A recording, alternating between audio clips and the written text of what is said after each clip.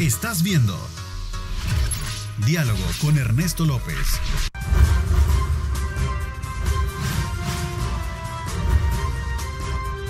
Diálogo con Ernesto López. Bueno, ahora sí, ya estamos de regreso. Gracias por estar con nosotros. Son las 6 de la mañana con 31 minutos. Un placer enorme saludarles a ustedes. Y continuamos con esta transmisión desde muy tempranas horas de la mañana, llevándoles a ustedes los diferentes acontecimientos que están marcando la agenda periodística del país. Como siempre, le damos la más cordial bienvenida a aquellos que están conectados a través de Megavisión Go, nuestra página en Facebook y también en Twitter. Ahí está para que usted pueda compartirla con sus contactos y de esa manera poder compartir los diferentes ángulos de los temas que vamos a tratar esta mañana, y para la cual pues quiero darle la más cordial bienvenida al doctor Francisco José Alaví, viceministro de Operaciones del Ministerio de Salud. Bienvenido, doctor. ¿Qué tal? ¿Cómo está? Gracias, muy buenos días a todos. Un placer poder estar con ustedes. Gracias. Muy activo, sobre todo con esta situación, con esta emergencia del coronavirus. Vamos a conocer un poco la activación y todos los protocolos que se están llevando a cabo en nuestro país en cuanto a esta, digamos, a esta situación que ha venido a poner al mundo precisamente en un estado de emergencia, y muy atentos por todas las implicaciones que esto ha tenido. Hemos estado con ustedes y en días pasados haciendo un análisis pertinente de cuál es el comportamiento que esto ha tenido en nuestro país y el mundo. Lo hicimos en radio y ahora vamos a ver un poco el estado, sobre todo cuando también ya en el país, entiendo, hay 5 personas, ¿verdad? 5 salvadoreños que están en observación, ¿verdad? Después de viajar desde el Asia y llegar a nuestro país, ¿cierto? Es correcto. Vamos a ver, aprovecho también para poder decirles a ustedes que vamos a tener algunas piezas periodísticas que hemos recogido. Ayer, por cierto, la Embajada de China en nuestro país dio una conferencia de prensa en la cual hacía una evaluación de cómo estaba la situación de los becarios, de los salvadoreños en el caso de China. No sé si la tenemos, ahí están las imágenes precisamente de lo que el día de ayer se conoció. Vamos a escuchar la nota. Los estudiantes salvadoreños becados que aún están en China se encuentran bien. Así lo confirmó el encargado de negocios de la Embajada de la Nación Asiática en nuestro país ante la presencia del nuevo coronavirus que ha infectado a miles de personas y ha provocado la muerte de otras. Se ha establecido un mecanismo de comunicación punto a punto entre nosotros diplomáticos de nuestra embajada y cada becario salvadoreño en China para mantenerse a tanto de sus condiciones de su salud física, mentales y emocionales. Junto con la parte salvadoreña y las universidades chinas, hemos hecho gran esfuerzo para asegurarse de que mantenga un buen estado de salud. Lo tenemos en el cuarto. Los estudiantes mantienen comunicación con sus familiares. Además, el encargado de negocios de la Embajada de China informó que se ha habilitado una línea directa entre los familiares y los becados salvadoreños en la nación asiática. Esta línea permite que exista intercambio de información con los estudiantes y asegurar a sus familias las condiciones de salud. Nuestra embajada ha dedicado una línea específica con atención 24 horas por 7 días para atender preguntas y brindar ayuda de manera inmediata y oportuna.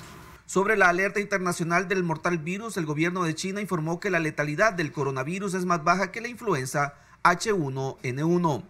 Como la enfermedad no tiene fronteras, los pacientes no se distinguen por nacionalidades. Las enfermedades infecciosas emergentes son un desafío común para toda la humanidad y una amenaza común para todos.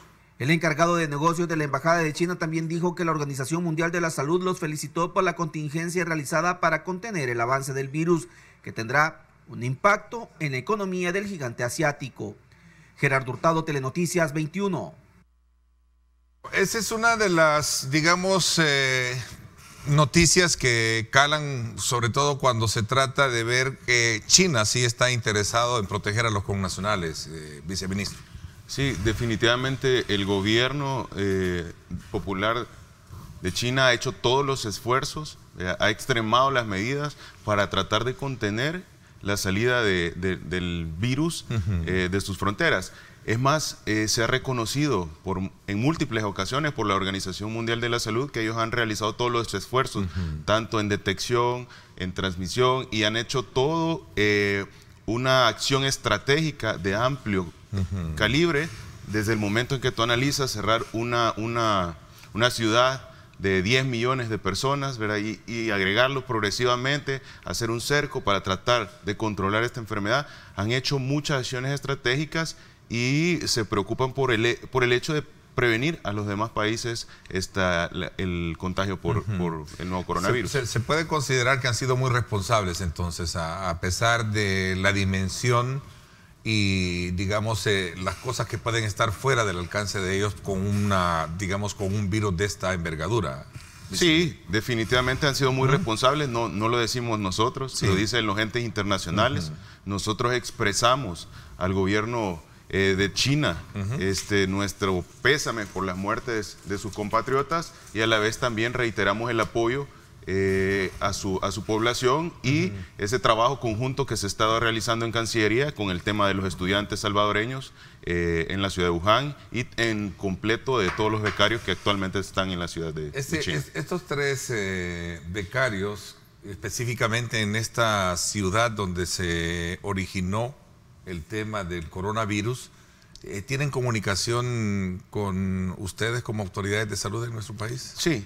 ¿O gobierno? Se ha hecho un mecanismo para estar en constante comunicación vía Cancillería. Ellos son los que están al pendiente con el apoyo en su momento del Ministerio de Salud. Estamos verificando que ellos estén en una adecuada condición y eso no implica un estado asintomático, sino que nos referimos a un estado emocional, un tratamiento adecuado por todo el contexto, lo que representa estar en una zona donde está circulando activamente el virus, y se está en ese mecanismo mutuo entre ambos gobiernos para estar al pendiente de estos becarios. Escuché decir de el funcionario, el diplomático de la embajada, de que a ellos se les está dando un tratamiento, digamos, especial, o a todo extranjero, creo, le escuché decir, que se encuentra en China un tratamiento especial, ¿verdad? Sobre todo para evitar cualquier tipo de contagio. ¿En qué consiste ese?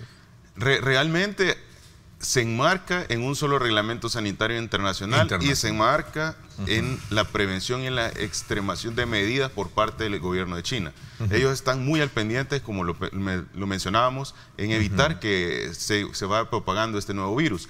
Ahora, quizás la parte de estar en constante comunicación e información con los becarios es importante porque están en un país que no es el suyo. Ahora, esa comunicación, ese constante apego entre ambos gobiernos quizás radica ahí el hecho de que tienen una atención especial, pero todos siguiendo las recomendaciones que los entes internacionales enmarcados en el Reglamento Sanitario Internacional estipulan. Sí, decía de que el encargado de negocios que dio esa conferencia de prensa, decía hay una línea de comunicación con los estudiantes para, digamos, estar al tanto de lo que está sucediendo con ellos.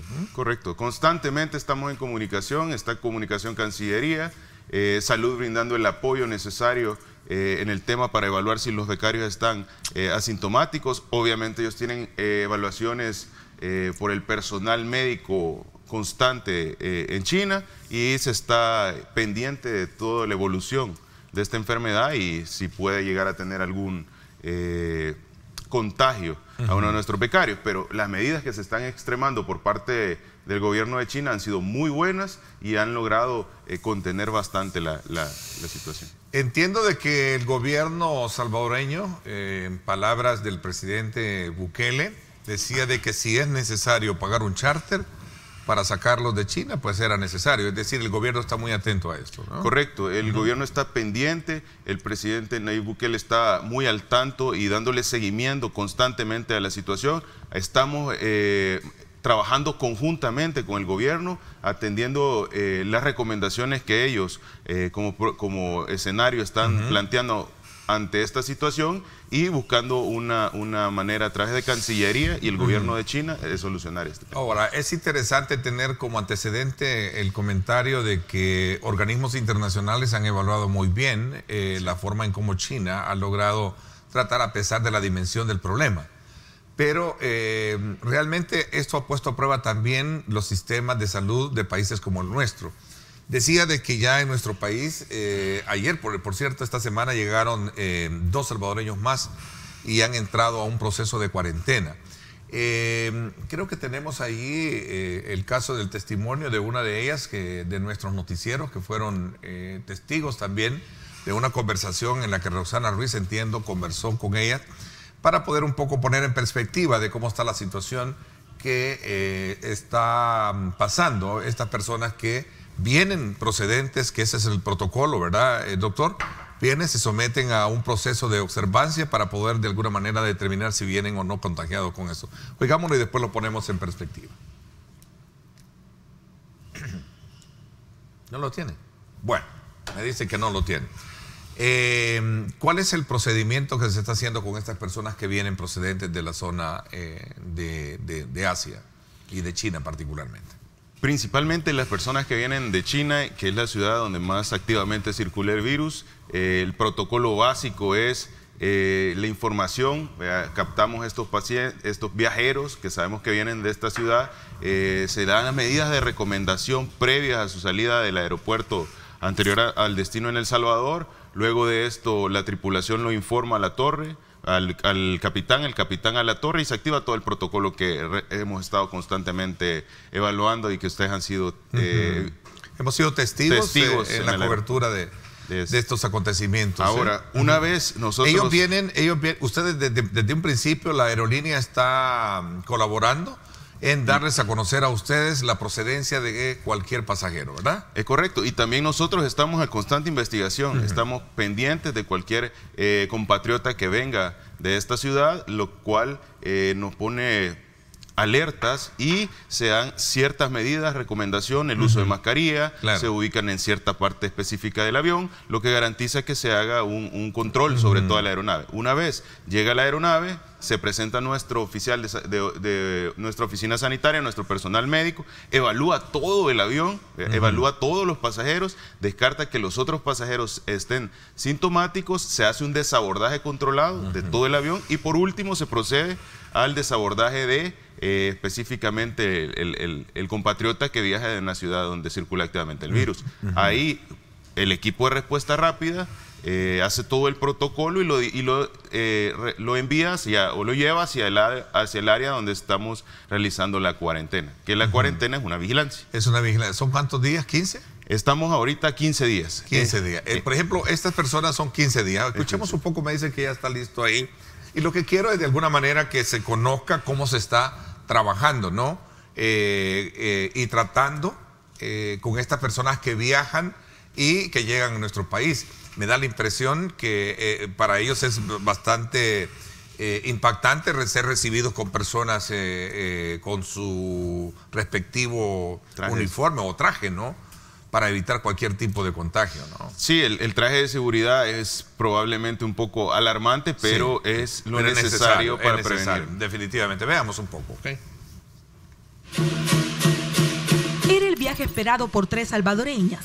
Vivir las celebraciones del Año Nuevo Lunar en China, pero el coronavirus se robó la paz y también ese sueño. Salimos solamente los primeros 2 días porque luego nos dimos cuenta de lo que pasaba en Wuhan y por seguridad pues nos encerramos a donde estábamos hospedados. Y así terminaron las vacaciones. A los 10 días, justo en la noche de lunes, en este avión regresaban a El Salvador. Personal médico con trajes especiales y empleados del aeropuerto Monseñor Romero las esperaban.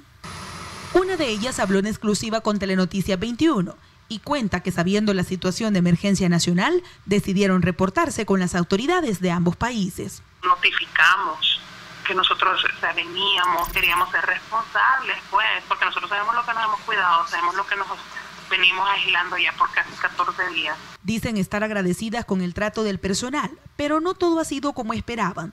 Al que nos han traído, o sea, sucio, como la temperatura está fija, muy helado. Los catres esos solo forrados en papel. Bueno, nosotros les pusimos papel. Entonces sí, o sea, y no nos dan información, o sea, no sabemos a dónde nos van a trasladar. El gobierno asegura que les ha brindado todas las condiciones necesarias. Están en una área de aislamiento, están atendidas, tienen las condiciones y vamos incluso a mejorar, digamos, toda la sala, la sala donde nosotros podamos tener aisladas y en cuarentena obligada a las personas que vengan de los lugares donde está circulando el virus. Las salvadoreñas temen por su seguridad, sobre todo por los prejuicios de la gente, algunos ya expresados en redes sociales. Desde que nos quemen hasta cuestionando por qué nos están dejando entrar. Ellas llegaron sin ningún síntoma ni indicios de enfermedad. Son procedentes de China, donde activamente está circulando el nuevo coronavirus 2019, pero los pacientes totalmente asintomáticos y se ha hecho un desabordaje controlado. Y aunque no tengan padecimientos, los protocolos internacionales están establecidos de forma preventiva. Solicitamos en Panamá que previo a que subieran al avión se les hiciera algún tipo de revisión, se les hizo. En el avión venían con mascarillas, obviamente parte del protocolo también de El Salvador y Panamá. Y nomás aterrizó el avión, ellas desabordaron de la aeronave, se les hicieron los exámenes pertinentes. El gobierno ha dicho que cuenta con un fondo de $8 millones para disponer durante la alerta. Hasta ahora han descartado que existan casos sospechosos de este padecimiento, que ya se ha cobrado la vida de más de 400 personas en China. Roxana Ruiz, Telenoticias 21. Bueno, esto nos pone todavía más al tanto de cómo se está llevando a cabo el protocolo en nuestro país. Anoche escuchaba, por cierto, en una entrevista con Nacho Castillo, donde estaba usted y estaba el director de la OPS en nuestro país, y él reconocía también la forma en cómo el gobierno ha activado, es decir, las autoridades de salud han activado el protocolo para bien atender este tipo de emergencias, ¿no? Qué sí. Bueno que se reconoce también esa parte.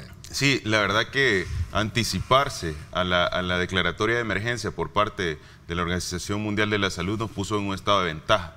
Es algo complejo, es un mecanismo y un engranaje bastante amplio que tiene que cubrir muchos aspectos.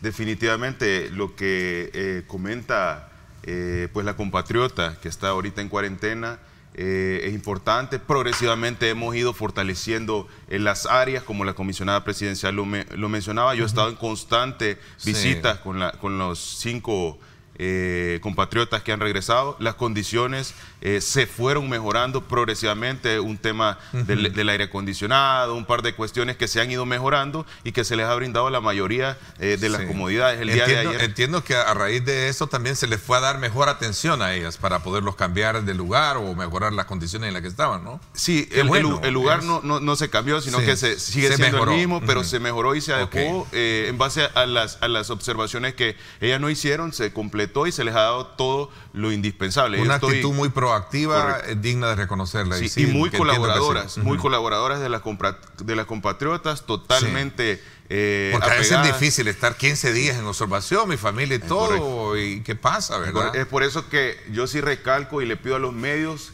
y a todas las personas que seamos muy prudentes, que respetemos la privacidad. Son compatriotas.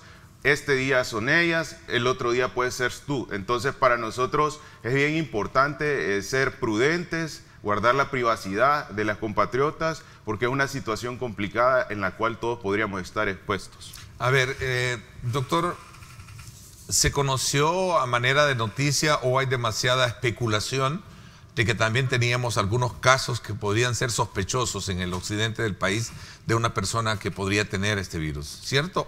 Ya entiendo que se descartó e incluso se ha calificado como un acto de bastante irresponsable, ¿no? O alarmista, ¿no?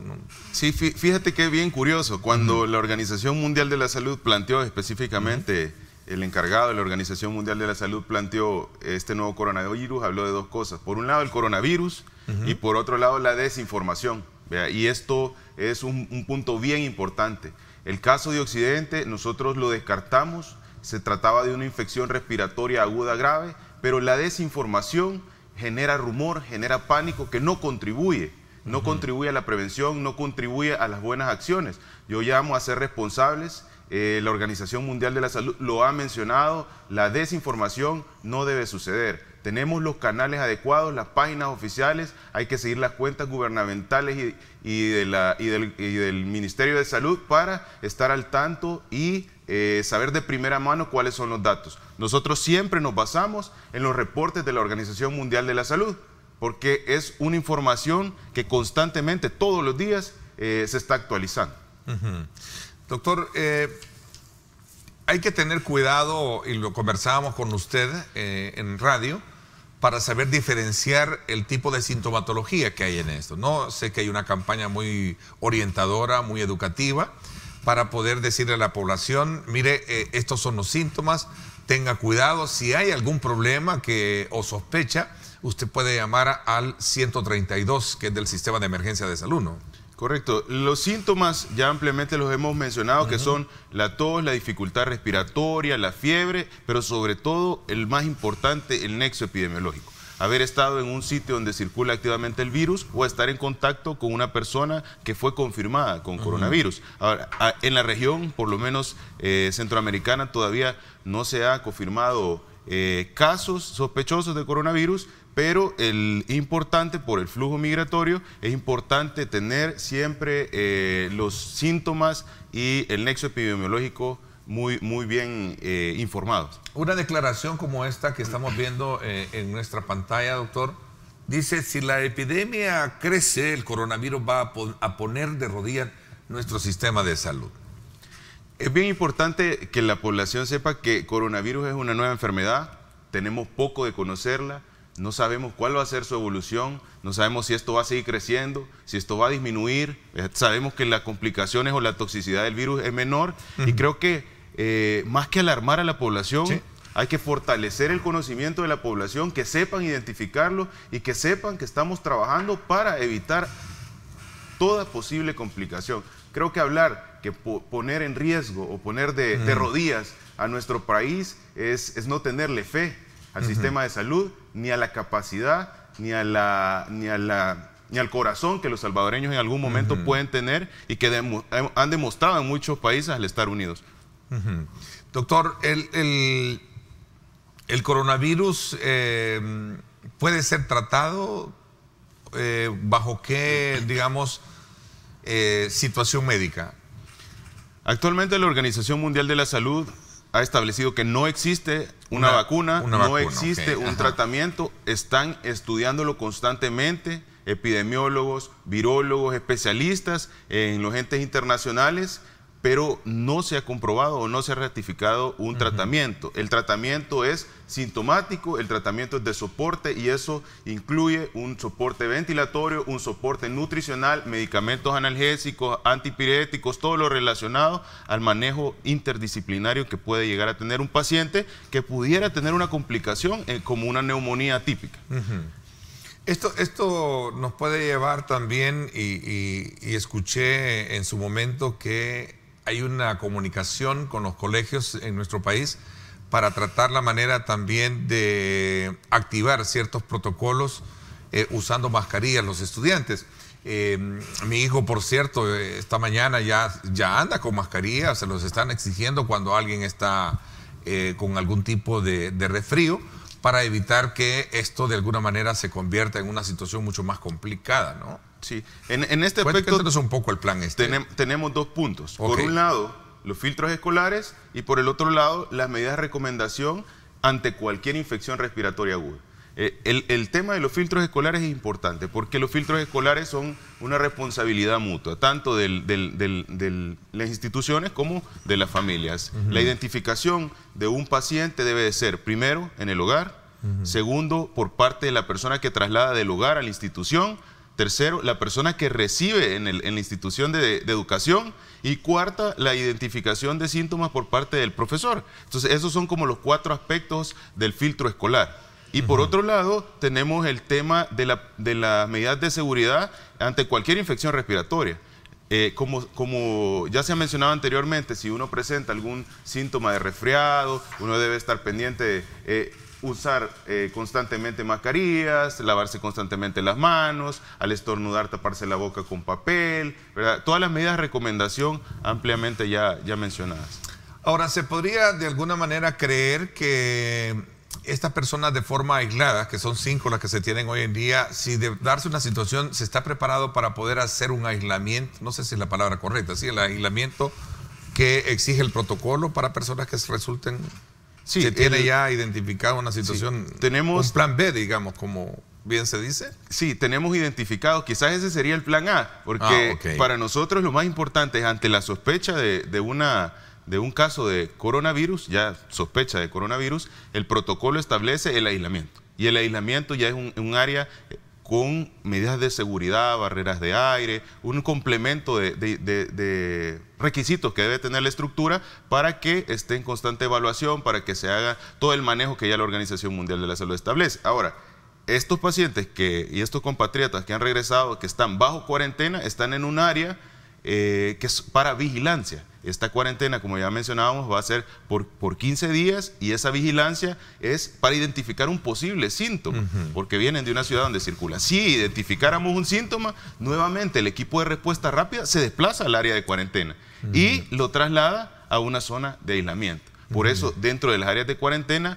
los mismos compatriotas deben de seguir sus medidas de recomendación, las cuales son el uso constante de mascarillas, estar a 1 metro de distancia, dormir a 1 metro de distancia, no compartir los artículos de uso personal. Todas esas recomendaciones se están realizando en el área de cuarentena. Ok, doctor, voy a hacer una pausa. Cuando regresemos.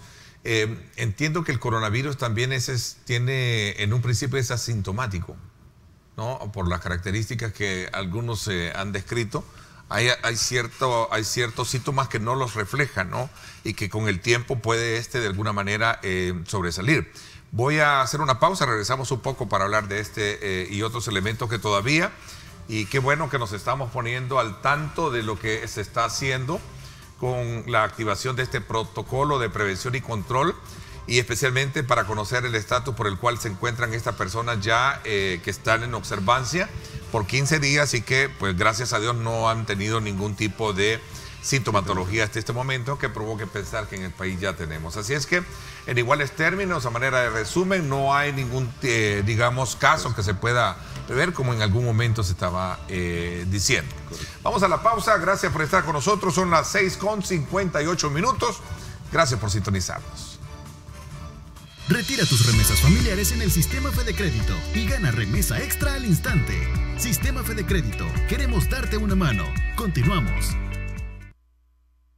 Aprovechamos esta hora de la mañana para también ponernos al día con el tráfico por estas importantes arterias de la ciudad capital. Vámonos a la Jerusalén Norte para conocer cómo está.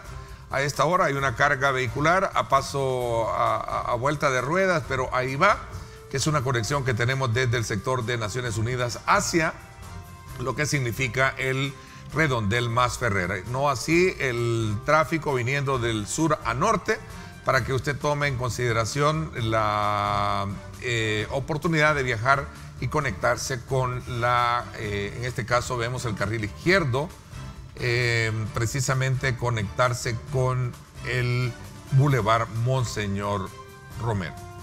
6:59, gracias a Sistema Fede Crédito. Vámonos entonces a una locación más. Vámonos entonces hasta el sector del Boulevard del Ejército.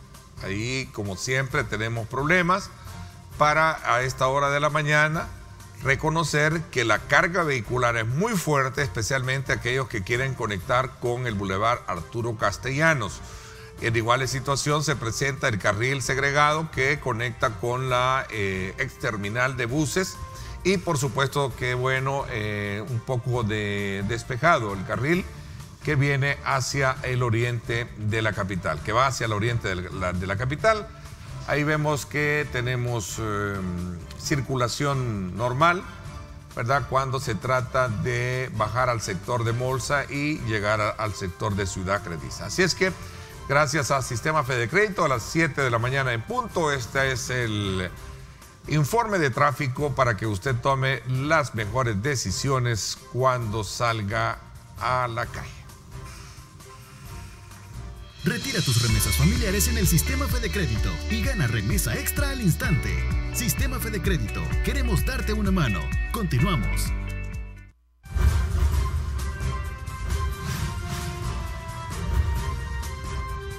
Diálogo con Ernesto López. Estás viendo Diálogo con Ernesto López.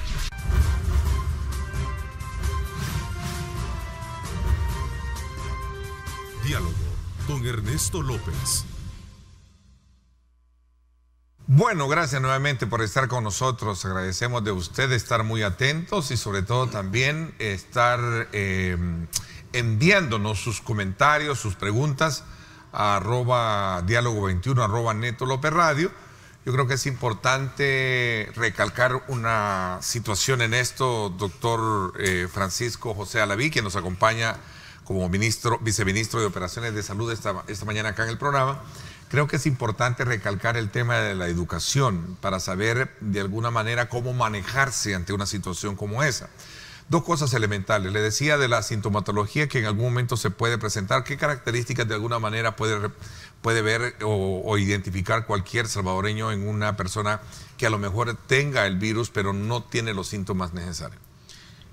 Lo principal es cualquier síntoma que la población pueda observar ante un salvadoreño que ha tenido el historial de ingresar al país en poco tiempo y principalmente de las ciudades donde circula el virus, sería muy bueno notificarlo, pero la sintomatología va enfocada a los procesos respiratorios. Se habla, en algún momento puede haber en el periodo de incubación un periodo asintomático. Es por eso que estamos en constante información, es por eso que tenemos a nivel territorial cobertura no solo en los sitios de entrada, sino que en todo el país con las unidades notificadoras, las cuales constantemente nos están brindando los datos. Pero la sintomatología inicial va con la tos, la dificultad respiratoria, el proceso febril, problemas gastrointestinales y el nexo epidemiológico. A ver, saludos muy cordiales a Carlos Hernández, que está en Italia. Muchísimas gracias por estar con nosotros. Alan también allá en Melbourne, Australia. Saludos hasta Chicago también a Blanca Pacas, que nos está sintonizando. A ver, es interesante ver la activación que ha tenido este gabinete ampliado, las funciones y cómo logran ustedes conectar precisamente con todas estas instituciones que son bien importantes estar coordinadas. Por ejemplo, en el tema de aduanas, cualquiera puede decir, bueno, y aduanas que tiene que ver, claro, tiene que ver mucho, ¿no? Sí. Es bien interesante, desde el 16 que se emite la alerta preventiva por mandato del presidente, se inicia las acciones estratégicas con el Gabinete de Salud ampliado, el cual está conformado por todos los entes en salud, el Ministerio de Salud, FOSalud, el Seguro Social, Sanidad Militar, el Instituto de Bienestar Magisterial, la Dirección Nacional de Medicamentos y también entes que participan en toda esta logística que es aduana, CEPA, migración, ¿verdad? Ascienden en su momento. Entonces es bien importante saber que trabajando de una manera articulada se ha logrado dar cobertura.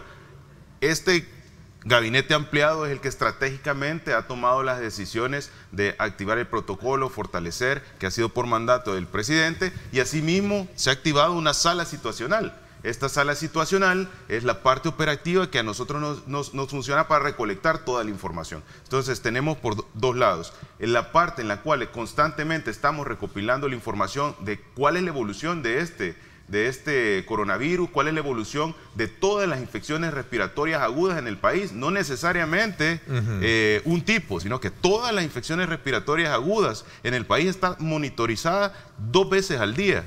Desde la sala situacional tenemos todos los datos, los cuales a nosotros nos marca las pautas para que el Gabinete de Salud ampliado vaya ajustando y orientando en base a las recomendaciones que ampliamente se han mencionado por la Organización Mundial de la Salud, cuál es toda la estrategia preventiva, diagnóstico temprano y el manejo oportuno para cualquier posible caso. Fíjese que ayer escuchaba una declaración que estaba haciendo el presidente del Colegio Médico, que creo que es importante también saber qué tipo de coordinación se está haciendo con el Colegio Médico. Entiendo que ahí tienen algunas estrategias y sobre todo también tienen voz y parte en esta situación, ¿no? Sí, no, definitivamente se han abordado diferentes grupos, ¿verdad? El Ministerio de Salud ha estado en contacto con el Colegio Médico está ahí altamente capacitado. El Colegio Médico nos da muchas perspectivas, está trabajando en conjunto. El doctor Alvarenga ha estado múltiples ocasiones. Hemos estado también no solo con la parte del Colegio Médico, sino que con los turoperadores, con la parte hotelera, con la parte de medicamentos. Se ha tratado de cubrir todos los entes que participan en el manejo de la salud en el país. Ahora, alguien pregunta acá, y me parece que es válida, ese interrogante. ¿Cómo pensar que en un avión, cuando vienen 3 personas, no se va a contaminar a todos que han venido a lo largo de 3 o 4 horas de viaje? Y se aíslan solo a ellos. Es interesante ese punto, ¿no? Sí, eso depende de la situación. Por ejemplo, en el caso de nuestros compatriotas, como estos compatriotas han sido identificados previamente, vienen totalmente asintomáticos, pero lo importante es las medidas de prevención antes de salir. Nosotros nos pusimos en contacto para que ellos utilizaran una mascarilla, para que ellos estuvieran en un área específica, y eso previene que el pueda transmitir. Sin embargo, existe la posibilidad que durante un vuelo se identifique una persona que viene sintomática, que no se ha tomado las medidas, que cumple un criterio de casos sospechosos, lo cual vuelve a todos los usuarios o a todos los tripulantes de la aeronave, los vuelve contactos. Esos contactos deben iniciar un proceso de cuarentena y un proceso de observación para identificar si podrían llegar a presentar los síntomas. Fíjese que es bien interesante lo que usted dice, doctor, porque cualquiera puede pensar, bueno, si vienen encerrados en una cabina, obviamente que puede haber cualquier tipo de contagio, pero ustedes, cuando ya saben que viene de origen, les exigen que se pongan y vengan con mascarilla. Que vengan con una evaluación por parte del país de salida y que utilicen las medidas de prevención. A ver, aquí hay otra pregunta. Cristian Mata dice, ¿el gobierno está trabajando en un lugar de aislamiento de tipo independiente de los hospitales? Pregunta. Sí, existe un área específica para aislamiento y existen áreas específicas para cuarentena. Es bien importante recalcar que en base al Reglamento Sanitario Internacional nos reservamos por la misma privacidad de los pacientes, por el hecho de la facilidad del transporte. Necesitamos áreas totalmente libres, despejadas. Entonces, todos esos requisitos que van a formar parte de los sitios que se designan como cuarentena y como aislamiento van enmarcadas a las recomendaciones que el reglamento sanitario estipula. ¿Qué tipo de ajustes tiene, doctor, el sistema de salud nuestro en comparación con los de la región, que están íntimamente ligados por la cercanía geográficamente hablando? Esto es bien interesante también ver, así como estamos nosotros activos con este protocolo, cómo está Honduras, cómo está Nicaragua, cómo está Guatemala, donde el tráfico es muy, digamos, frecuente entre ciudadanos, ¿no? Quizás el ajuste y quizás lo prioritario es que adelantamos las acciones, ¿verdad? Nos adelantamos, el presidente indicó que se tratara como una enfermedad de importancia internacional antes de que la Organización Mundial lo mencionara. Eso a nosotros nos pone en una ventaja clara. Se ha tratado de cubrir todos los puntos, los salvadoreños están mucho más informados, conocen ampliamente sobre las medidas de recomendación, conocen sobre los síntomas, conocen qué es un nexo epidemiológico y tienen a la mano también herramientas para rápidamente poder informarse. Ahora, los otros países de la región centroamericana también han hecho sus estrategias, pero progresivamente han ido implementando. ¿Hay coordinación con ellos? ¿Hay comunicación? Está en constante comunicación toda la región. Bueno, las aduanas deben de estarlo, ¿no? Correcto. Y estamos en constante comunicación porque todos seguimos los lineamientos y las recomendaciones que los organismos internacionales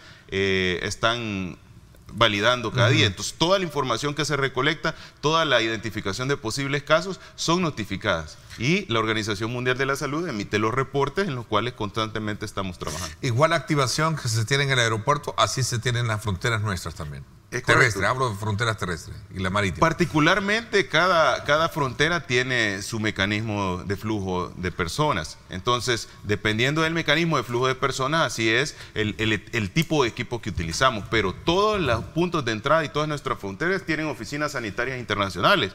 En la región somos el país que más oficinas sanitarias internacionales tiene, ¿verdad? Un ejemplo puede ser el área de Costa Rica, que tiene solo 3 oficinas sanitarias. Eso nos pone a nosotros al pendiente, ¿verdad? Todo el personal que se encuentra en estos sitios de entrada tiene la tecnología necesaria, están las cámaras termográficas, se cuentan con los termómetros digitales, tenemos las medidas preventivas, las mascarillas, los trajes de seguridad, desde el traje de nivel 2, el traje de nivel 3, tenemos todos los insumos necesarios en todos los sitios de entrada para poder identificar un caso que venga con sintomatología. Desde un principio se destinó, si no mal lo recuerdo, 8.1 millones de dólares. 8.6 millones de dólares para este presupuesto. Decía el doctor Milton Brizuela, presidente del Colegio Médico, que sería bueno que también se lograra reforzar presupuestariamente para atender este tipo de situaciones. Actualmente contamos con eso inmediatamente. Progresivamente, según la evolución de la enfermedad, se van a ir estipulando si es necesario disponer de más fondos, de ayuda internacional, pero todo esto se ha hecho en base a cómo el virus a nivel internacional y cómo ha sido la evolución en el país. Hemos fortalecido, estamos adquiriendo los trajes de seguridad, adquiriendo el equipo necesario para brindarle el soporte ante cualquier presencia del coronavirus. Hay una realidad comercial con China, especialmente cuando se trata de ver la parte marítima. Sabemos que muchos barcos vienen procedentes de China con carga. ¿Cómo se está tratando esta situación, especialmente en nuestros puertos?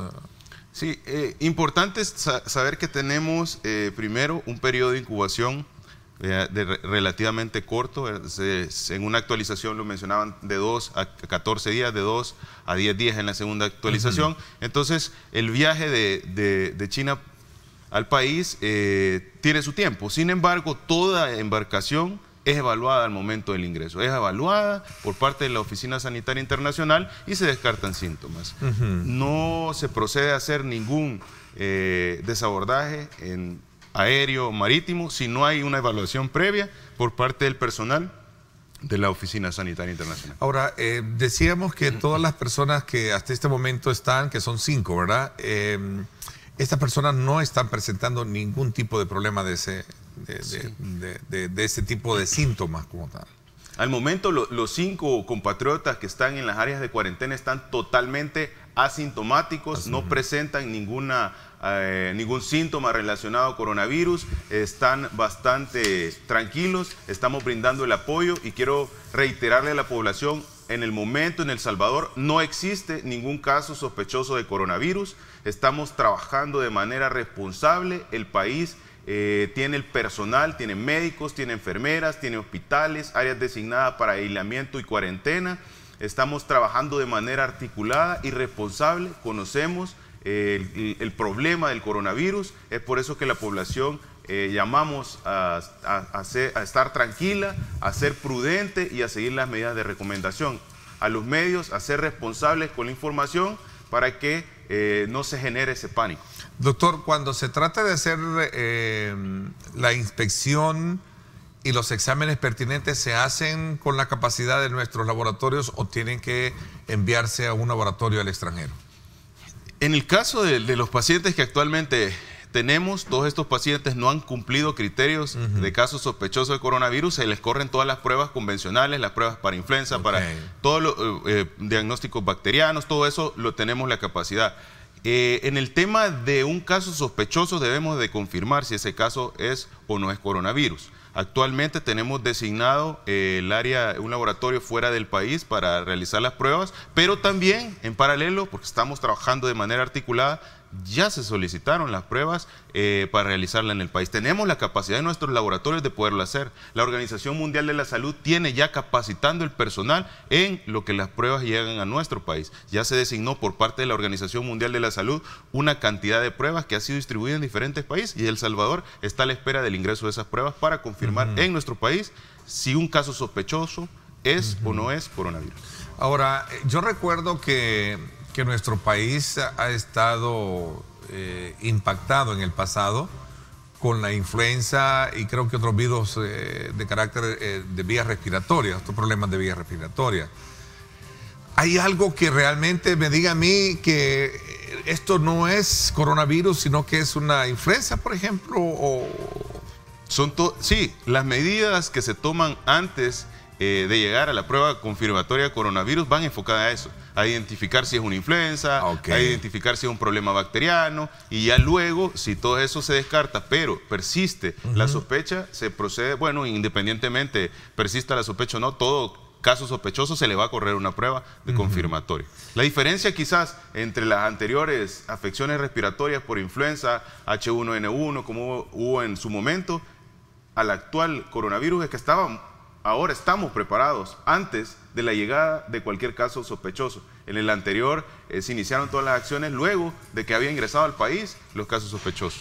El tema de la educación, el tema de la divulgación es bien importante en todo esto. Una campaña que ustedes tienen como Ministerio de Salud que me parece que es muy acertada para decirle a la población que esté atenta a la sintomatología y sobre todo también al origen, destino de una persona que puede haber estado en un país asiático para poder ser tratada con anticipación, ¿no? Sí, la información es el punto clave y es la parte fundamental ante la llegada, posible llegada de un caso sospechoso de coronavirus, porque se trata de limitar la transmisión de persona a persona. Si nosotros identificamos, si la población conoce sobre el virus, sobre los síntomas, sobre el nexo epidemiológico, en cualquier momento que evalúe una persona o que se dé cuenta de una persona con esta sintomatología, lo va a notificar. O le va a hacer la mención, hey, mira, puede ser coronavirus, llama al 132, ahí te van a dar información, o por qué no vas a unidad de salud que cualquier te evalúe. Unidad de salud está preparada para, digamos, su personal para poder atender esta emergencia, ¿no? Todas las áreas, las áreas médicas se han designado dentro del área médica un área de infecciones respiratorias agudas donde se siguen los protocolos.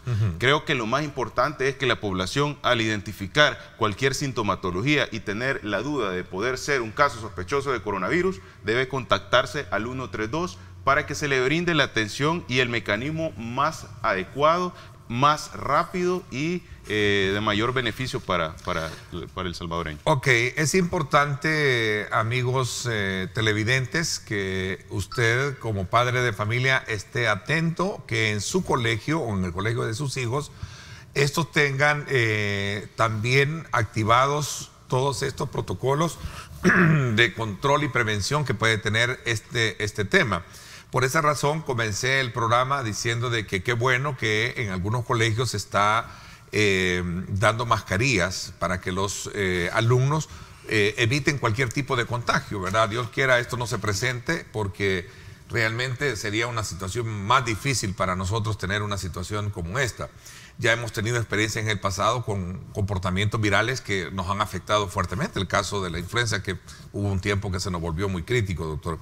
A ver, entonces lo importante es estar atentos a lo que está pasando con sus hijos y especialmente en aquellas aglomeraciones como el tema de los colegios u otro tipo de lugares a donde se frecuenta con nuestros familiares. Correcto. Doctor, el tiempo se me fue. Gracias por habernos puesto al tanto con esta información y qué se está haciendo con la activación de las instituciones en nuestro país para poder atender esta emergencia. Muchas gracias y un feliz día a la población. Bueno, muchas gracias, le agradezco muchísimo. Entiendo de que cualquier situación que ustedes presenten o que sospechen, ahí está el 132 del Sistema de Emergencia de Salud, que está para poder atender con cualquier información, ¿no?, que se solicite. Ante cualquier duda, el 132. Voy a la pausa. Cuando regresemos en nuestra segunda parte del programa, vamos a hablar acerca de una propuesta de reforma al sistema de pensiones. Este es el tema que también preocupa muchísimo a los salvadoreños. Recientemente la fracción del partido Arena presentó una propuesta de reforma. Vamos a procurar estudiarla y conocerla, y me gustaría conocer la opinión de ustedes. @diálogo21, @Neto López Radio, son las cuentas en Twitter para que me escriban y puedan formular sus preguntas a nuestros panelistas. Viene la diputada del partido Arena que presentó, precisamente esta fue la licenciada Carla Roque, y también vamos a tener la economista Rafael Lemus para conocer el ángulo técnico de esta propuesta. Así es que nos vamos a la pausa y regresamos.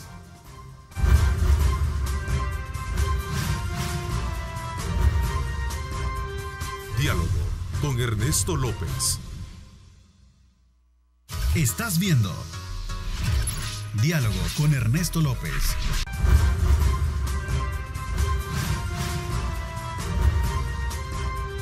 Diálogo con Ernesto López.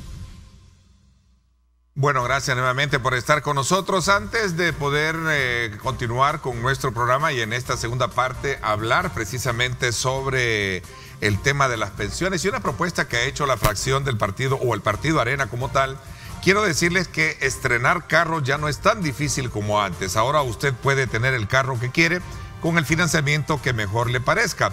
Quiero contarles que el próximo 8 y 9 de febrero, Credomatic y Grupo Excel llevarán a cabo su famoso Auto Weekend. Esta es una gran oportunidad para obtener un gran financiamiento de hasta el 90% con una tasa, ¿sabe usted? Insuperable. Así, insuperable. Es una tasa del 90%.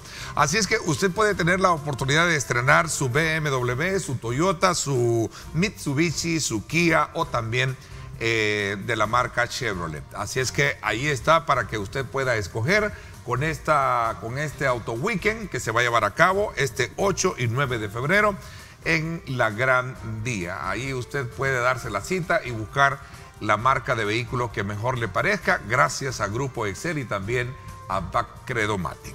Bueno, quiero darle la más cordial bienvenida en esta segunda parte a la diputada Carla Roque del partido Arena, quien a propósito la semana pasada encabezó la presentación de esta propuesta en la que solicitan al gobierno devolver dinero a los ahorrantes de las administradoras de fondos de pensiones, solo para citar un poco la titularidad con la que se manejó y que esto despertó bastantes inquietudes, pero este es el propósito de tenerlos a ustedes y le doy la más cordial bienvenida. Gracias por acompañarnos, diputada. Muchas gracias por este espacio en el que nosotros vamos a tener un poquito más de tiempo de explicarles la propuesta. Básicamente nosotros hemos venido trabajando, escuchando a todos los sectores, a todos los trabajadores. Nos hemos reunido con sindicatos que todos lo que buscamos es tener una pensión digna. Nosotros hemos venido trabajando en ese pliego de reformas para poder darle beneficios a la gente y que sean las pensiones de retiro con las que ellos quieren estar. Entonces, para contarles un poco de esto, nosotros sí hemos hecho énfasis en poner como centro a los salvadoreños y en ponerlos en darle esta condición de pensión digna. La pensión digna para nosotros se maneja en un porcentaje entre el 65 y el 75%. Entonces, hemos tratado de crear los mecanismos para poder financiar estas pensiones. Nosotros, dentro de nuestra propuesta, como usted lo mencionaba, sí hemos tocado la parte de los intereses no pagados por años. ¿Por los gobiernos? Sí, por los gobiernos del pasado han venido haciendo un mal pago a los salvadoreños y financiándose de los ahorros que con tanto esfuerzo se han logrado. Entonces, por darle un dato, se tuvieron rentabilidades pagadas desde el 1%, cuando préstamos al exterior se pagaban al 10%. Entonces ahí es donde no ha habido justicia con todos nosotros que somos cotizantes y es donde buscamos, porque es deber del Estado velar por la seguridad social de los trabajadores. Entonces esta es parte de nuestra propuesta. Nosotros llevamos más beneficios incluidos. Hay muchas solicitudes de los trabajadores por darles... por ponerlo en contexto, hay muchas personas que necesitan de la disponibilidad de su dinero en enfermedades graves y hacen esta solicitud. Esta solicitud ya está estipulada en la ley. Ya lo contempla la devolución de saldo por enfermedad grave, pero nosotros estamos proponiendo adicionalmente a eso, uno, es facilitar este proceso, porque ahorita depende de la superintendencia. Son las enfermedades graves. Enfermedades graves. No es por me quedé sin trabajo, no me dan trabajo, yo siendo una persona ya adulta, es una situación que no es una enfermedad, pero es una emergencia. Grave. Pero es una emergencia grave. Es una emergencia, claro. Eso se puede creer que va dentro de esta nueva... Sí. Mire, es bien interesante y gracias por darme la oportunidad de verlo. Es esto, voy a preguntarle porque alguien decía ahí, bueno, ¿y por qué hasta ahora lo están proponiendo? ¿Por qué en el pasado las cosas se veían desde otra forma. ¿Ha cambiado Arena en su forma de sentar posición con el tema de pensiones? Claro que sí. Arena ahora tiene un enfoque justo en los trabajadores. Siempre se ha venido tratando de salvar. Antes no lo tenía. Lo que pasa es que o sea, siempre es una culpa, podríamos verlo, perdone un poco, que se está haciendo con esta propuesta, porque obviamente busca hacer lo que pudo haberse hecho en el pasado, pero no se hizo. Y no lo digo tanto por los partidos, por los gobiernos de Arena, porque también si fuera del FMLN le preguntaríamos lo mismo, digo, a manera de trasladar las inquietudes de nuestros televidentes. La verdad es que en el pasado se tuvo que sacar al país de un impago, entonces esa era la prioridad, porque entonces si el país hubiese caído en impago, nosotros hubiéramos tenido que pagar en intereses para préstamos personales, hipotecarios, para todo ese tipo de préstamos, una tasa mucho mayor. Entonces ahorita estamos creando las condiciones y poniendo el trabajo. Arena ve desde ese ángulo ahora este tema, que es una bomba de tiempo. ¿Estamos claros en eso, diputada? Es una bomba de tiempo. Yo sé. Y solo citaba un ejemplo, el caso de alguien que quiera retirar, y usted lo decía, pues cuando son enfermedades graves, cuando quiera retirar su dinero, pero aquí hay muchas personas que se quedan sin trabajo, no les dan trabajo, tienen que pagar la casa.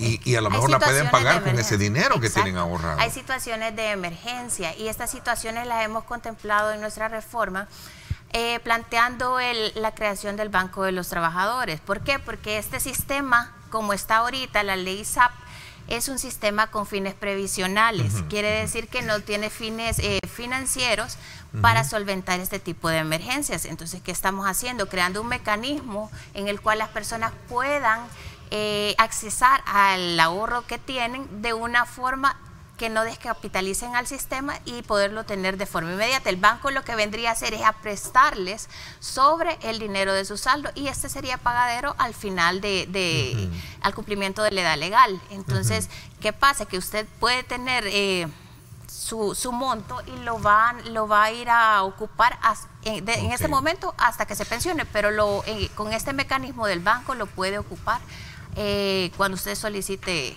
el saldo, y va a tener el saldo de su cuenta de respaldo. O sea, solo citando un caso muy en particular, le doy la más cordial bienvenida ya a nuestro buen amigo Rafael Lemus, que está acá, economista. Gracias, Rafael, bienvenido. Gracias por la oportunidad.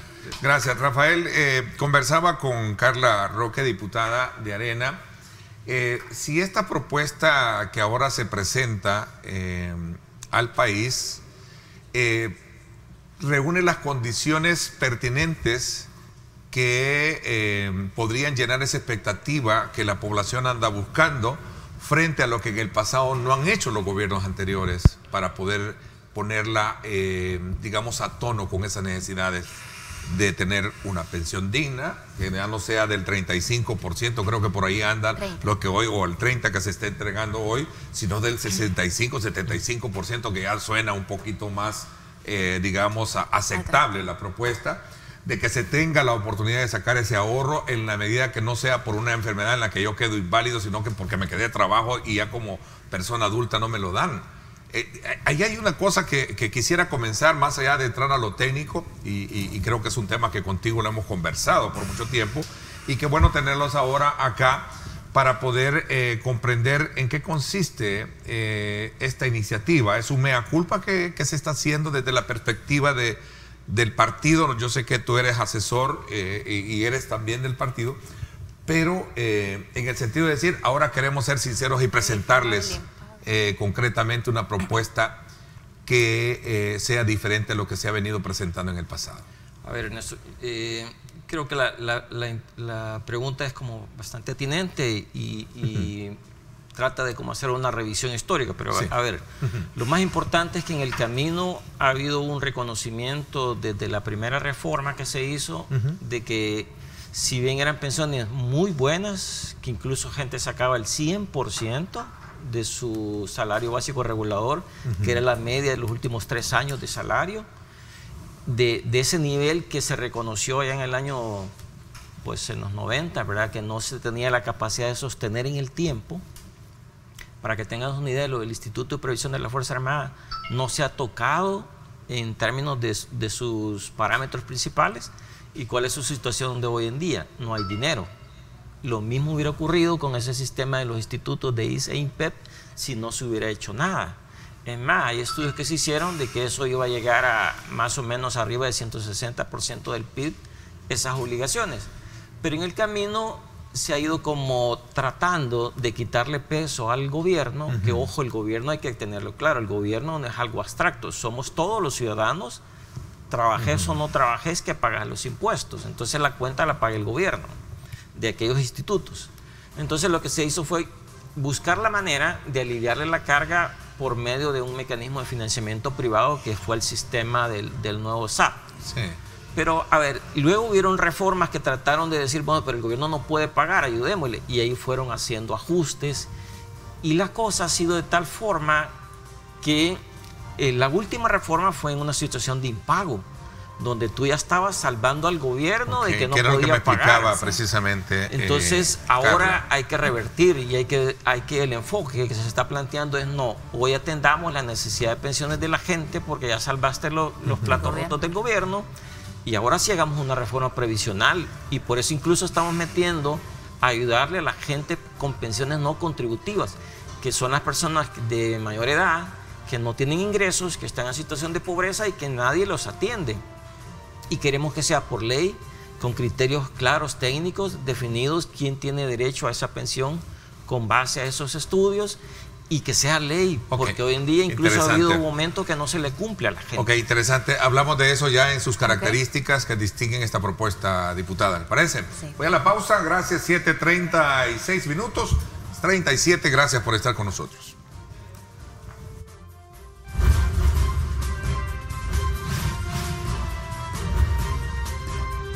Diálogo con Ernesto López.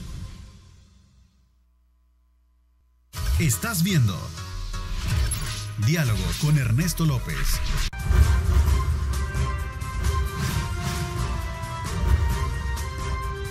Diálogo con Ernesto López.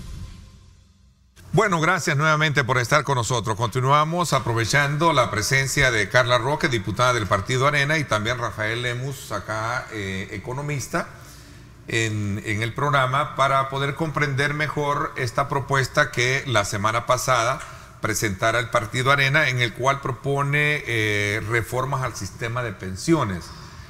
Comencé haciéndoles la pregunta de que qué significa esta propuesta, a diferencia de cómo en el pasado gobiernos de Arena han tratado el tema.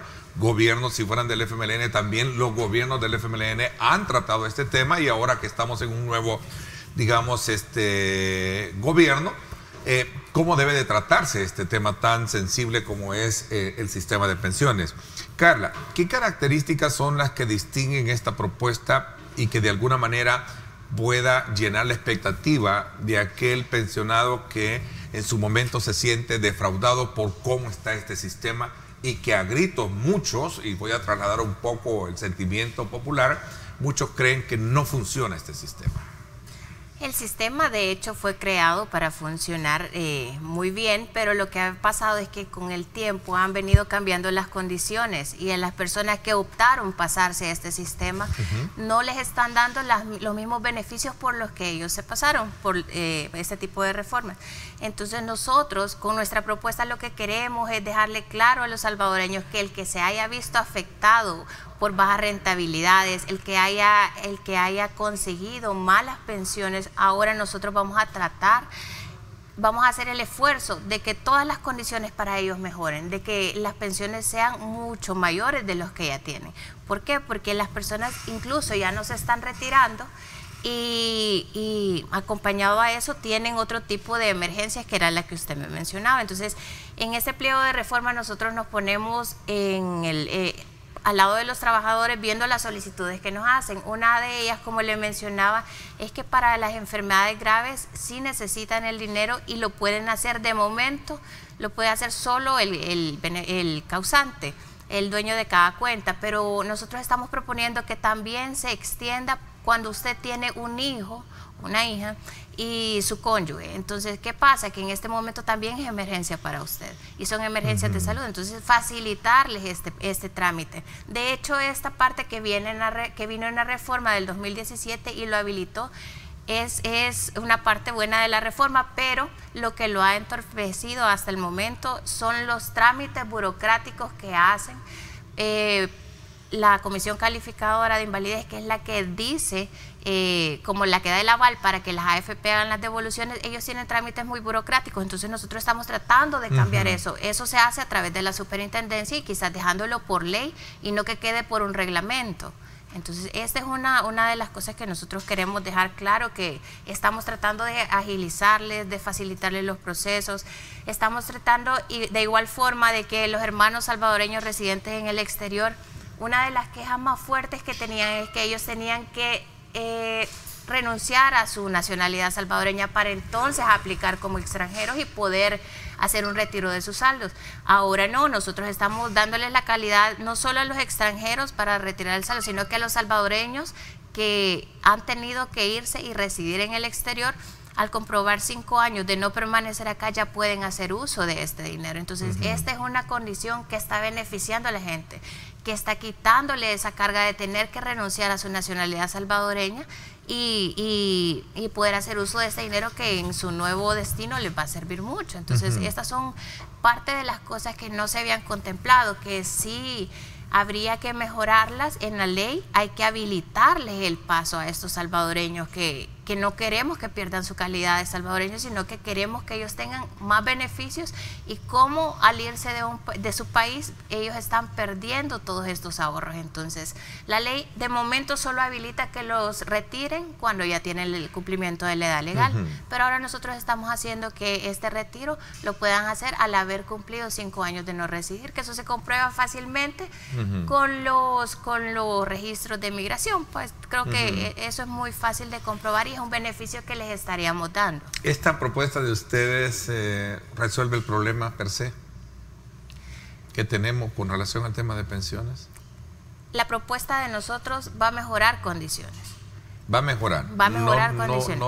No todo en su totalidad como se cree, que alguien venga y diga que desaparezcan las administradoras de pensiones, que tengamos nuestro propio banco y que sea dinero que nosotros tengamos control directo sobre ellos.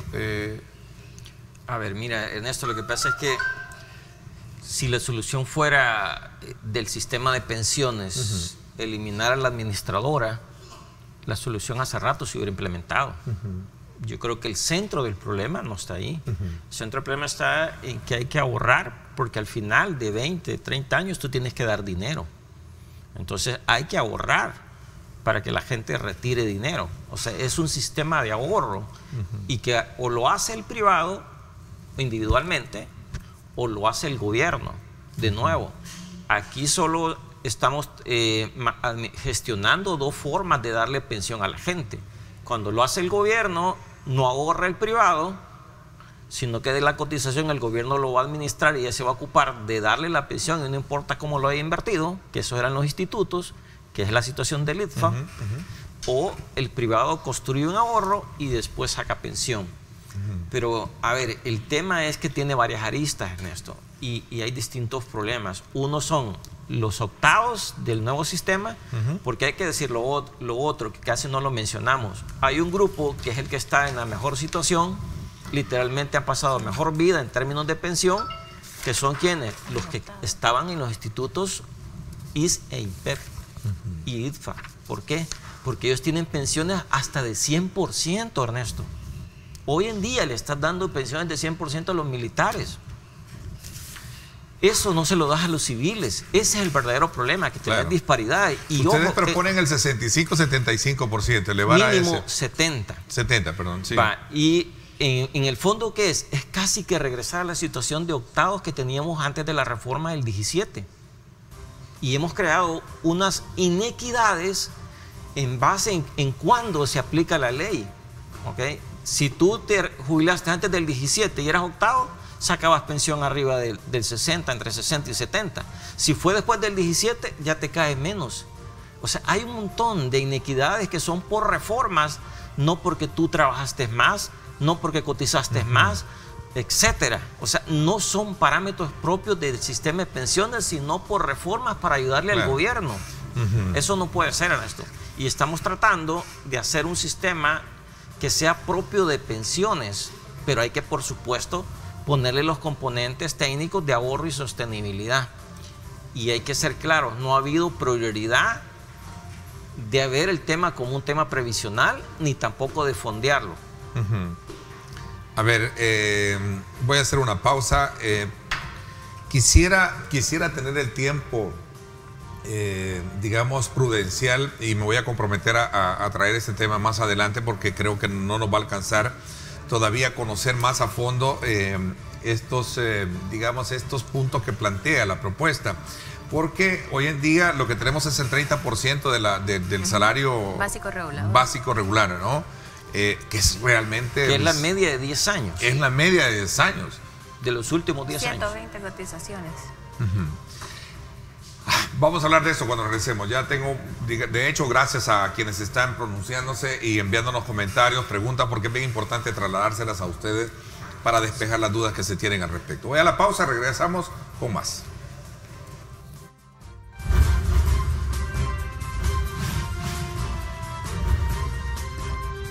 Diálogo con Ernesto López. El futuro es imaginar, es pensar en grande. Prepárate hoy, estudia en la UFG y amplía tus oportunidades. UFG, tecnología, innovación y calidad.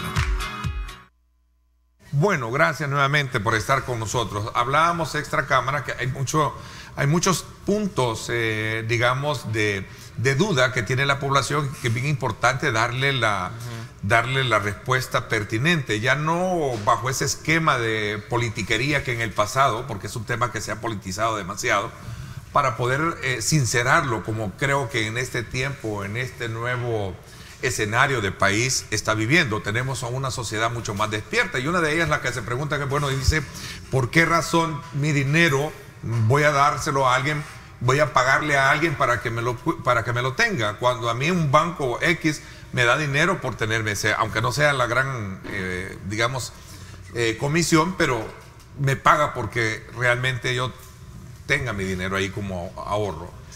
Esas son preguntas que las encontramos cotidianamente. ¿Qué respuesta hay con esta propuesta de ustedes, diputada, a estas y a otras que están ahí, como dicen los chilenos, pululando, ¿no? En nuestro medio? Actualmente nosotros dentro de la propuesta hemos contemplado dos cosas en cuanto a la comisión. Uno es disminuirla, llevarla del 1.9 al 0.7. Esta comisión en el pasado había estado pagando no solo los servicios de administración, porque ahí les paga la parte de inversión, que le inviertan su dinero, sino que también adicionalmente a eso estaba pagando un seguro de invalidez y sobrevivencia. Este seguro sirve para las personas que han llegado a algún tipo de invalidez y para que reciban pensión y que reciban un capital complementario en ese caso. Pero el punto de todo esto es que nosotros con esta propuesta lo que queremos es que las personas sepan que su comisión obviamente hoy va a ser mucho menor y que la licitación de este seguro ya no va a estar a cargo de las AFP. Esta licitación ahora va a estar, le estamos dando este poder a la superintendencia para que ellos sean los que liciten y adjudiquen. Entonces, netamente la comisión no era solo administración, sino que también se pagaba un seguro de invalidez y sobrevivencia. Hoy queremos dejarlo a manos de la superintendencia, que es el ente competente, y adicionalmente a eso disminuir la comisión. A ver, Rafael. Sí. A ver, Ernesto, mira, a ver si me ayuda el amigo de la cámara. Sí, sí, puedes voltear tu... Hay dos barras. Esta primera, lo que nos está diciendo es los últimos 10 años en que se ha aumentado el gasto del sector público no financiero. Y la barra celeste, este segmento, nos dice de que todo el aumento de gasto, más de 1.100 millones de dólares, se ha ido a aumento de remuneraciones. ¿Esto qué son? Nuevas plazas y aumentos de salario. Y luego la parte que está ahí como anaranjadito son como 91 millones de dólares, que es lo que ha aumentado el gasto de pensiones en 10 años. Y luego viene otra franjita como tono gris, que ese es el aumento de intereses, un poquito más de 200 millones de dólares, que son los intereses del fideicomiso. Esto es, se tomó una decisión de política que es, no voy a pagar pensiones como gobierno, sino que voy a tomar deuda, entonces tengo que pagar los intereses. Y luego viene la franjita esa como amarilla, que ahí son bienes y servicios, un poquito más de 200 millones que han aumentado, y luego los intereses de la deuda, que es el tono que está más, un poco celeste más fuerte, Y por último, lo verde es lo que se dedica a inversión. También estos son como 200 millones y 200 millones más. Ojo, ¿qué es lo que más la sociedad o la gestión pública ha aumentado? Esta parte de aquí, que son salarios. Y pensiones solo subió 91 millones. O sea, subió 11 veces en salarios, remuneraciones versus el aumento de pensiones. ¿Qué es lo que el ministro de Hacienda ve en los próximos 10 años? Algo parecido. Que la plata ellos están planeando tirarse el aumento de remuneraciones. Y ojo, las pensiones van a bajar. El gasto de pensiones incluso ya no aparece aquí. Miren la otra gráfica. ¿Por qué? Aparece hasta aquí abajo. Porque las personas de los institutos viejos, en la medida que pasa el tiempo, van falleciendo y se te va saliendo el gasto de pensiones. Pero sí va subiendo el gasto de intereses. ¿Por qué traigo esta gráfica? Porque esto es lo que es una decisión de política. Tú decides pagar pensiones o atender otras prioridades que defines como gobierno. El tema de fondo, ¿cuál es? Es que el 70% se puede pagar si cambiamos las prioridades de gasto. Algunos sindicatos, voy a correr en el tiempo, insisto, reitero, voy a invitarlos a un programa completo más adelante para ahondar más en este tema. Algunos sindicatos preguntan o demandan la abolición del decreto 100, que es el que le hace bastante daño. Neto, es al contrario, el decreto 100 fue el que creó a los octavos la pensión como que si se hubieran quedado en el instituto viejo, en el sistema viejo. O reportan el hecho ellos, algunos lo que les he escuchado es que quieren deshacer el sistema de las AFP. Bueno, sí, pero me refiero yo al hecho de tener la opción de tener, muchos en el pasado se aprovecharon de la ley para poder tener pensiones hasta Neto, exorbitantes, ¿no? En términos de valor. El tema fue distinto. Al inicio, cuando estaban los institutos viejos, en los 90s, las pensiones eran con el promedio de los últimos 3 años, y dependiendo si trabajabas más, tu pensión iba creciendo. Exacto. Y sacabas del 70 hasta el 100%. ¿Cuál fue ese decreto? Luego, la primera reforma en el año 96 creó la ley del sistema SAP, que ahí se recortaron los beneficios. Después, para ayudarle al gobierno, se hicieron otras reformas de tal manera que el gobierno no pagara. Todas las reformas han sido para que el gobierno no pague. Te acabo de mostrar que en 10 años el gasto de pensiones solo creció 97 millones de dólares. Y las remuneraciones más de 1.100 millones de dólares. O sea, aquí el tema no es que el gobierno tenga una gran carga de pensiones. No, al contrario. Hemos tratado en el camino de que no asuma sus compromisos de pensiones. Y ese es un error de política. Hoy, ¿qué traemos? Que pague lo que le corresponde. Ejemplo, no pagó los intereses por los SIP porque pagaban el 1%. Hoy en la propuesta es que sí pague lo que no pagó. Y que nos pague las pensiones. Políticamente ha sido algo como explosivo. Ha buscado la reacción del gobierno, de algunos funcionarios, de decir, bueno, ¿y por qué ahora nos están exigiendo pagar? Si en el pasado, ¿por qué no le exigieron a los partidos? En el pasado estuvimos haciendo, hasta un impago cometió el gobierno del frente para destruir el sistema de pensiones. Ellos trataron de destruir este sistema de pensiones. Y esa no es una solución. Eso es crear un problema mayor. Porque, ojo, aquí solo hay dos maneras. De nuevo, la gente ahorra o el gobierno le tiene un dinero, como es en el Instituto de la Previsión de la Fuerza Armada, y después le paga el gobierno. Pero ya sabemos la suerte de esos institutos de reparto. Terminan sin dinero. Entonces, ¿qué decimos nosotros? Mantengamos lo bueno del sistema actual, que es ahorrar. Eso es bueno, ahorrar, Neto. Lo malo es lo que tú me decís, el rendimiento, que me pagan poco rendimiento o que me cobran. Bueno, bajémosle la comisión, busquemos la manera que sea eficiente, pero no destruyamos el sistema de ahorro, porque eso te da una capacidad. Más de 11.000 millones de dólares existen, versus en los institutos que no existe nada. ¿Ves la diferencia? Yo creo que es importante recalcar lo que estaba diciendo Rafa. Veníamos de un sistema de reparto que fracasó, porque siempre no se utilizó bien el dinero y las personas se aprovecharon también de sacar una pensión que no era sostenible en el tiempo. Pero al final al venir de un sistema de reparto, ahora que tenemos un sistema en el que cada persona tiene su cuenta de ahorro, habría que preguntarle, porque estas personas tienen una cuenta con número único previsional y asociado a su documento de identidad, habría que preguntarle a cada uno si quiere que todos los ahorros de su vida laboral regresen a un huacal, donde no puedan sacarlo, Diputada, donde no tengan idea de... el tiempo se nos fue, quiero que me pueda resumir quizás en un minuto, voy a aprovechar un minuto. ¿Por qué razón yo tengo que ver con buenos ojos la propuesta que ustedes están presentando? Mire, la primera razón es que nosotros estamos poniendo como centro a los trabajadores en darles pensiones dignas. Estas pensiones estamos creando mecanismos para aumentarlas. Okay, pero eso lo escucho de todos. A ver, ¿qué más? Bueno, que vamos a hacer que les paguen los intereses no pagados, que les dé el gobierno los intereses. Son 3.567 millones que los salvadoreños han dejado de percibir. ¿Este gobierno actual? No, es una deuda histórica de todo lo que nosotros hemos salvado y financiado al gobierno, a los gobiernos en turno, por pagarnos bajo interés. Okay. Entonces, nosotros queremos dejar claro que nuestra propuesta viene a mejorarles las condiciones, a darles más beneficios y que tengan una pensión digna. A ver. Mira, Ernesto, yo creo que lo más importante es atender las aspiraciones de los trabajadores. Y ellos lo que quieren es una pensión mínima 70%. Si tú revisas todas las propuestas, todos andan en términos de ese número, 70%. Arena acompaña esa iniciativa y le da forma con algunos mecanismos de cómo fondearla y de cómo darle una solución técnica. El fondeo uno de ellos es bajar la comisión de las AFP, ¿no? Y la otra es que el gobierno te compense por todo lo que no te pagó.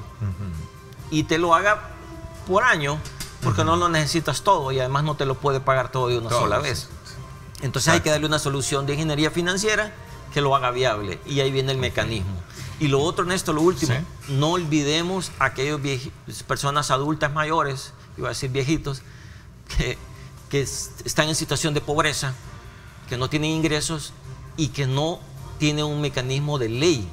Aquí hemos presentado una iniciativa para protegerlos y darles por ley una pensión, pero de manera técnica, que sea con auditoría, que sepamos si se les da o no el dinero, porque hoy en día ni siquiera eso sabemos. Ok. Confieso, me quedé todavía con muchas preguntas sobre la mesa. Voy a invitarlos más adelante para con más tiempo ahondar en esta propuesta, y vamos a invitar a otros también que nos den su punto de vista de cómo ir hilvanando y desenredando este tema, que yo creo que ya no puede ser postergado un debate de esta naturaleza, en el sentido de que exista una verdadera pensión digna para los salvadoreños. Gracias por haberme acompañado acá. Muchas gracias también, Rafael. Gracias por la oportunidad, Neto. Más adelante nos vemos. Por mi parte, esto es todo por hoy. Pásenla bien y, como siempre, recuerden lo más importante: amar a Dios sobre todas las cosas. Lideramos el camino de la opinión pública y buscamos que la cultura del debate alcance consensos y soluciones a los problemas de nuestro país.